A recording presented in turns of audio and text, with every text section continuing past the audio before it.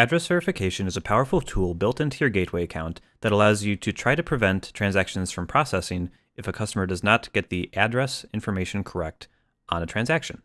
When we look at some of the rules, you can set these up individually for any credit card processors that you have on your account. I currently have 2 on this one. And you can set separate rules for US domestic transactions and non-US international. Below are a list of checkboxes, all of which are unchecked by default, but anything you check under here will reject a transaction if that response code is returned. You can see the response codes at the end of every description, B, E, G, R, all down the list. Each one has one, and you'll see this in your transaction reporting in the AVS result field. It's important to note that anything you check here will reject for this response code. This is not a whitelist, it's a blacklist. So up here, we have some general responses, mostly unusual ones. This is if there's an error. This is if the system says it is unavailable, or if AVS is just not supported. You can reject for those reasons. If you want to reject if no information is provided, there's this option for address information for cardholder is unavailable. But the more common rules are in these 2 sections here. So you want to read this from top to bottom. Reject a US transaction if street address matches and the first 5 digits of the zip code match, or the first 5 digits of the zip code do not match. So if you check this first one, it's going to reject if the street address is correct and the zip code is correct as well.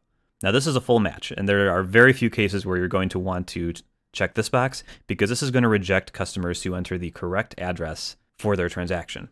There are very few cases where you're going to want to do that, so we're going to uncheck that. However, if you want to reject if they get the street address correct but the zip code wrong, you can check this and that'll block that transaction. The second section is for street address not matching, and what about the zip? You can say I want to reject if the street address does not match and the 9-digit zip is a match, or I want to reject if the street address does not match and the first 5 is correct or the first 5 are wrong. So for example, if I wanted to set this up so I made sure that I was getting a full address match, including street address and zip code, I would check all of these, leave this one and this one.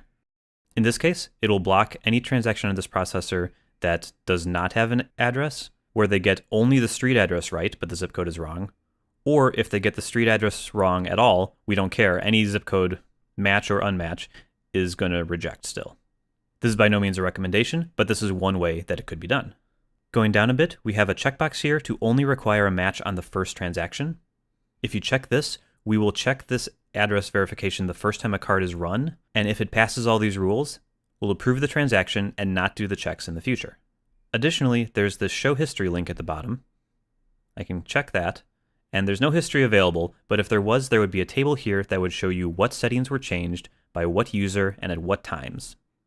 All the way at the bottom, there is a quick note that says these settings apply to e-commerce and Moto transactions only. So if you're set up as retail, for example, these rules will not work. They're only for e-commerce and Moto transactions.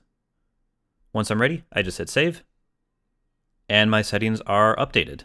There we go, the checkboxes are there, and now when I hit the show history link, the table appears where I can see all of my information.